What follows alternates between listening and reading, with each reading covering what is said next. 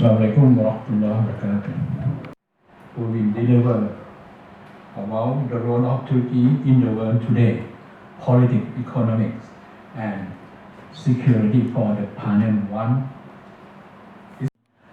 Deliver welcoming speech and also for. It is a good coincidence. When Turkey recognized Thailand, I was born very newly, so it's exactly my age. So it's another good opportunity for me to be here.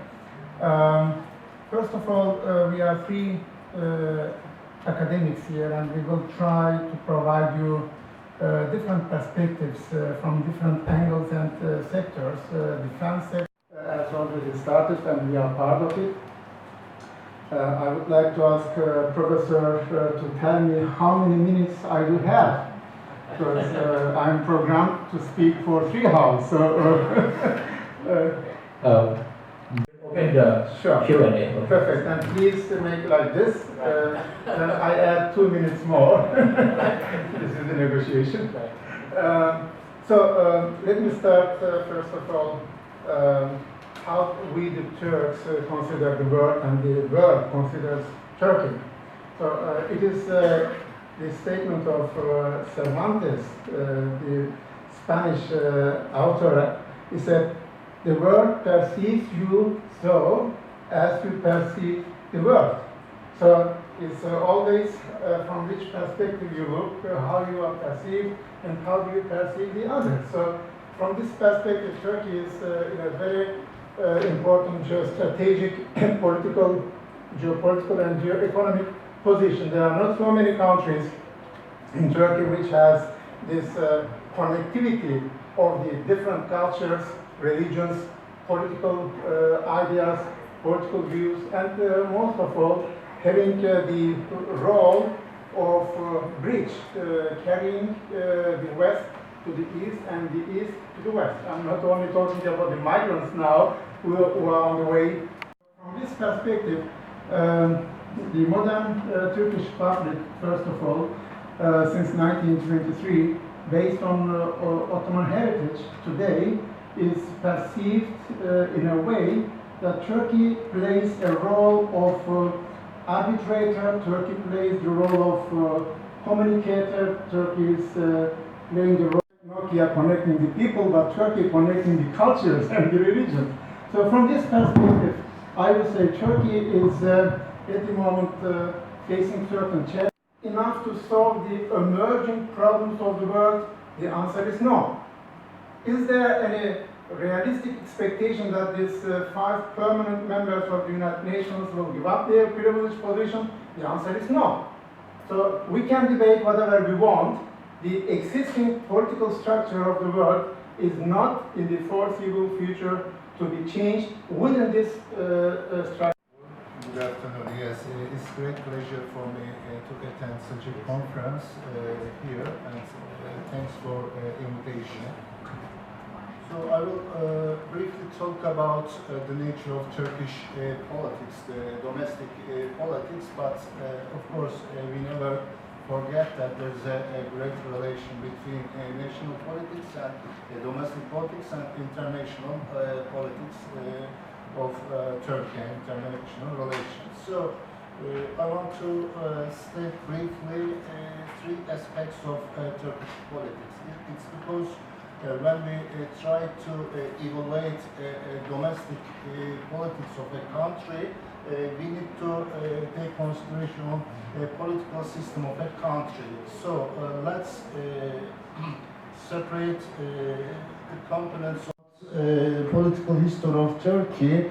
I think a starting point is the foundation of Turkish Republic in 1923. Although we have an important heritage of Ottoman state, in 1923 new republic has been established by the founders of Turkey, and therefore we never forget the role of our leader Mustafa Kemal Atatürk.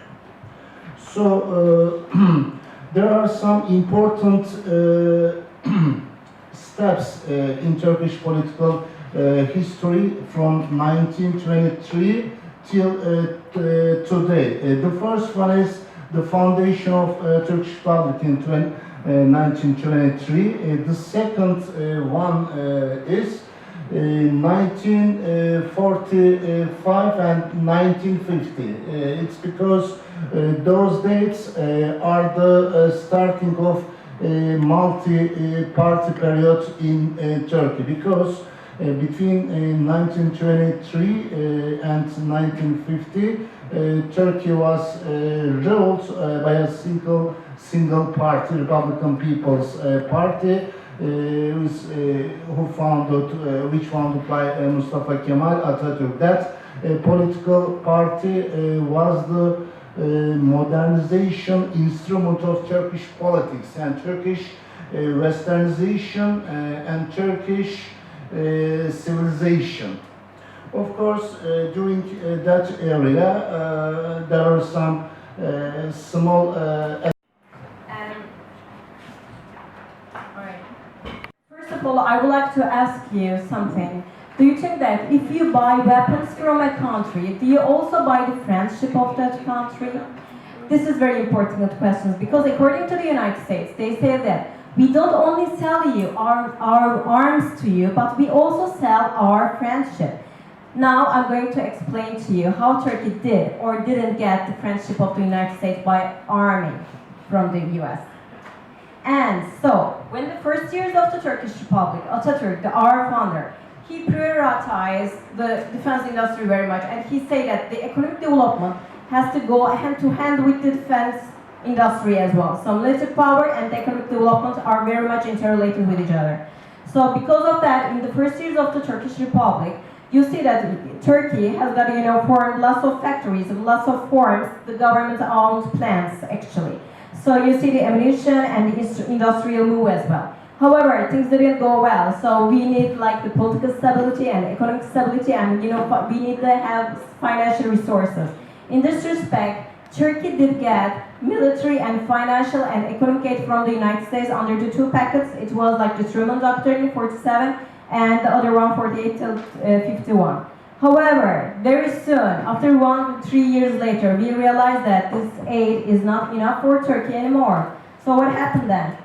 Then you will see that there are the factories. Adnan Menderes, at that time, he was the prime minister. He paid a official visit to Washington, D.C. And he said that, can you please extend the aid to Turkey more? And can you borrow us a little bit money more? And they said that, okay. So they said that they promised to give $200,000 more to Turkey. So it means that we were even paying our military officers money to sell, their, money, and even by the aid that we were getting from the United States at that time. So we get lots of long-term credits. We extended the aid to 58, and then we did, that promote investment. And Which I will talk about Turkey and Thailand relationship. And I will try to analyze what type of areas that we can have to cooperate, to develop our cooperation in economic terms. And briefly, Asia Initiative, the fourth part of my speech, and then I will try to summarize what I have discussed. Let us look at the Turkey's population, because I start with the size of the Turkey. It is 82 million people living in Turkey. Even it is, we had, as Professor Barcı said, 4 million people, refugees coming in Turkey. And they, in 82 million people, some of them are also registered, and we count them. So our population increased significantly. We are ranked as 17th country. Thammasat University for extending us this invitation. It's truly an honor to be here. and I especially like the fact that we are joined today by a rather mixed audience that includes both academics, but also students, policymakers, diplomats, which I think make up the conditions for a very interesting and lively discussion which we had so far. This is my first time at this particular university, as well as in Thailand. I've been fascinated by Thai political history, which I'll try to make some references in my talk. I'm by no means an expert of it, and I don't particularly work on Thai politics. But you know, my main area is comparative politics, and I particularly specialize in issues of political development, political parties, as well as regime change. And so obviously, when it comes to these issues, to me, while I was a graduate student, it was very interesting to see some other countries that have tried to address and grappled with such problems. I ended up working on other developing countries, not Thailand. Thailand I found to be rather quite enigmatic. Both the language and its history was far more complicated than I wanted to decipher as a young graduate student, but I've always kept my interest in this particular country. And so that's what I would like to do for the next 12 minutes or so. I haven't prepared slides. I tend to talk even longer. Until late 80s, Turkish media consisted of a handful of publishing companies, newspapers and magazines and public broadcasters, TRT for TV and radio. When in the 19th, the country went through an economic transformation, adopting free market economics in a shape from protectionist paradigm in Turkey.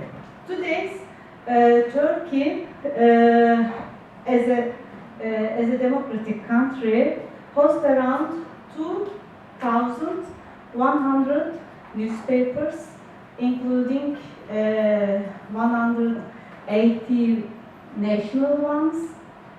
Only 15% these are daily news and opinion or pure news, and are often politically polarized. By circulation, the most popular daily newspapers are Hürriyet, Sabah, Posta, Sözcü, Habertürk,